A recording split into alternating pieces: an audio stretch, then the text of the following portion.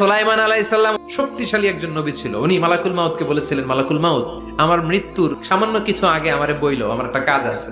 মালাকুল মাউত মৃত্যুর কিছু সময় আগে এসে বলল, সুলাইমান, টাইম ইজ আপ, সময় শেষ, অল্প কিছু সময় বাকি, কি করবেন করেন। সাইয়েদনা সুলাইমান জিনদেরকে ডাকলো, ও জিনেরা, বিশাল একটা প্রজেক্ট আছে, প্রজেক্টে কাজ শুরু করো। আর কিছু জিনকে বলল, চারদিকে গ্লাস ফিটিং করা একটা রুম বানাও।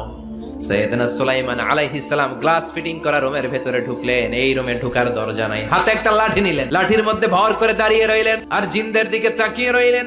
জিনেরা এত বদমাশ ছিল, সাইয়েদনা সুলাইমান দাঁড়িয়ে না থাকলে কাজ করতো না। উনি এমন ভাবে দাঁড়িয়েছেন, রূহ চলে গেল, লাশ হয়ে দাঁড়িয়ে রইলেন। জিনগুলো দূর থেকে ভাবলো বস তো দাঁড়ায় আছে। জিনেরা মনে করছে বস দাঁড়ায় আছে, কাজ করতেই হবে। করতে করতে পুরা প্রজেক্টের কাজ শেষ। ইন দ্য মিন টাইম এই কাঠ খাওয়ার পোকা সুলাইমান আলাইহিস সালাম লাঠির ভেতরে ঢুকে লাঠিও খেয়ে ফেলেছে। সাইয়েদনা সুলাইমান আলাইহিস সালাম ধপাস করে জমিনে পড়েছে। আর জিনেরা কয়, হায় হায়, খালি খালি কাম করছে।